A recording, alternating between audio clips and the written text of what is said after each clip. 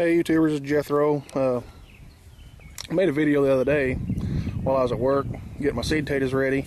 I actually made several videos yesterday, which would have been Friday, and of course my idiot self trying to mess with the camera and figure everything out, I ended up deleting everything, so I'm redoing it today. However, yesterday I did get my potatoes all in the ground. Well, not all of them, but I do have 2 rows planted to the Pontiac Reds. Today I tore up another little patch of dirt, and I'm going to go ahead and place in several more rows of potatoes, red and white, along with, I'm going to go ahead and do my spinach, lettuce, some more out here. I have some planted in planters, but so far it hasn't rained. They're calling for a chance of rain this evening. I just kind of like to get everything in, get it tamped down, get it ready, and keep it from washing out, hopefully, if it don't rain too much. Yeah, I do cheat on my garden. This is my baby. As soon as I moved out to the farm, I bought it. I don't regret it one minute. I've used it numerous times. I do make a little extra money on the side. Matter of fact, I just got done doing 3 gardens on my one day off this week. I done 2 gardens this morning for people. I don't make a killing off of it. I'm just trying to make a little extra money, pay for fuel. So we'll try to get some shots after we get the rest of the stuff in. Jethro out. Okay, so what I'm done here is added me another row of potatoes. Went ahead and marked everything out, kind of see how I lay things out here. Potatoes, I put them usually around 8-10 inches apart. What I'll do is, as they start sprouting, I'm going to go ahead and cover them over with light cover dirt, and as they start sprouting, I'll keep on grabbing extra dirt from the side and just keep covering the plant. They usually get pretty tall heeled by the end, and have pretty good luck with potatoes. Now over here, what I do is I dig some pretty big trenches and pack them down on top, and that way heavy rains don't seem to wash them out as bad. I mean, they settle quite good, and I'm going to go ahead and put in some green, red cabbage, and possibly work up a little spot here by my onions for some Brussels sprouts. Being they're such a long season grower, I like keeping them kind of closer to where I get my water from, which is right over by that lilac.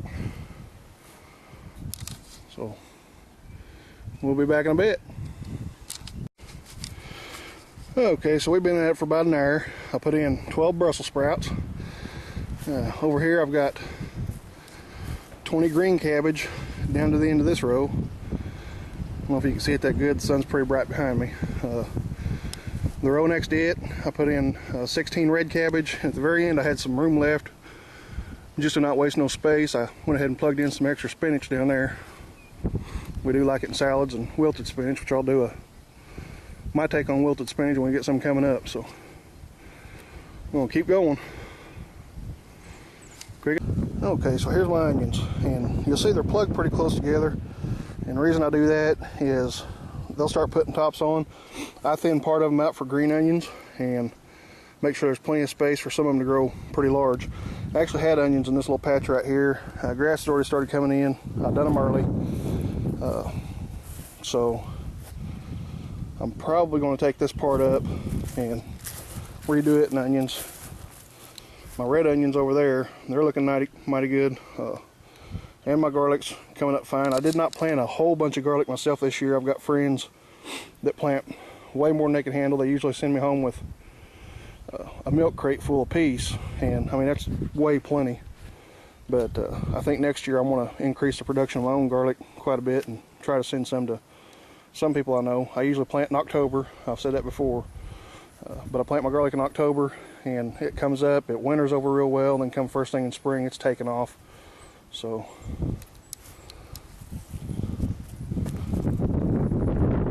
just barely dust over the onions, cover them up, and I don't do a whole lot more than that. I just make sure there's a little bit of soil around the bulb.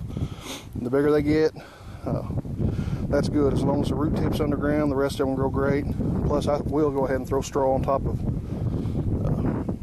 them after they start coming up, just kind of keep them a little bit of coverage. And the same with everything else. There'll be some ground cloth and straw covering in between each row, try to help keep the weeding down, plus help keep the moisture in.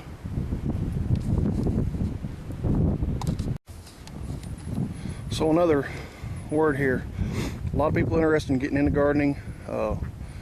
It's a great thing to do. It doesn't matter if you have a big plot, a small plot. I mean, just anything can help out on food bills. But buyer beware. Walmart at $3.48 for a tomato plant is totally ridiculous. I go to gardening shops. I can get a 4-pack of tomatoes for like $1.75 for a pretty decent size. You can get a 6-pack for the same price, but they're quite a bit smaller plants. My greenhouse has a deal on an entire flat, which that's what I got my 12 Brussels sprouts, 20 green cabbage, and 16 red cabbage from. It was $18 for an entire flat. And I do start some of my stuff. I have started it this year. I just didn't get around to it, so I'll go ahead and buy it. But go to Walmart and price your plants there. $3 I think is what they had for a 4-pack of cabbage. That's ridiculous. Potatoes, $5 for 2 pounds of seed potatoes, and they don't have hardly any eyes on them. So, you know, just buyer beware. If you have greenhouses in your area, check them out before you go to a major super center and spend your money. Greenhouses will treat you a lot better. Plus, they start their local seed. Usually things that grow in your area, it's not shipped in from Bonnie or somewhere way off. Yeah, here we go with my last row for the day. I went ahead and put in a row of beets. What I usually do with them is I run up a great big wide mound. It's probably 12, 14 inches total width on it. And kind of hard to see through here. But I scrape the top kind of flat, and I just scatter the beets down through there. Come back in with soil, loose soil from the side, and just dust them over, and then I tamp it down, make good contact to the ground. And I'll thin some of them out, but usually the majority of them, they push each one to the side, and they make decent. I do make a manure compost tea. I'll get my rabbit manure and stick it in a bucket of water, 5-gallon bucket of warm water. It starts breaking it down, and I get one of those big paint stirrers that you stick on a drill, and I'll take in there and mix it all up until it's just nothing but colored water.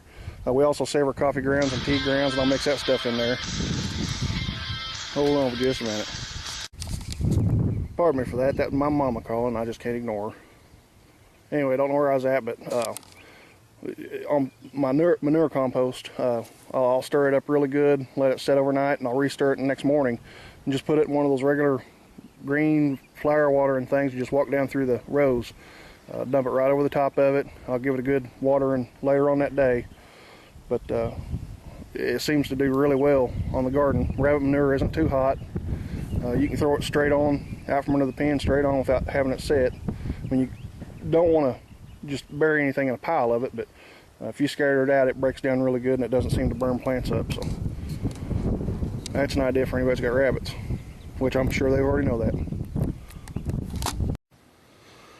Alright, so guys, for this being the 17th of March, I think I've gone about as far as I want to go for right now. I'd already got barrels planted with spinach and lettuce coming up, and radishes. Those are things that'll handle a little bit of a frost nip. The things I put in today will handle frost. I almost got the itch to put in some beans. My wife said I keep on getting the itch, and I'm liable to have to get a shot. So I decided I'd stop here for right now, and we'll just give her a couple more weeks, watch the weather, and probably continue on after that. So anybody have any ideas, any questions, send me a PM. I'll try to answer them the best I can. I'm not a master gardener. I just do my own thing. Most of the times it works. Every once in a while it don't. So y'all have a good one. This is Jethro out.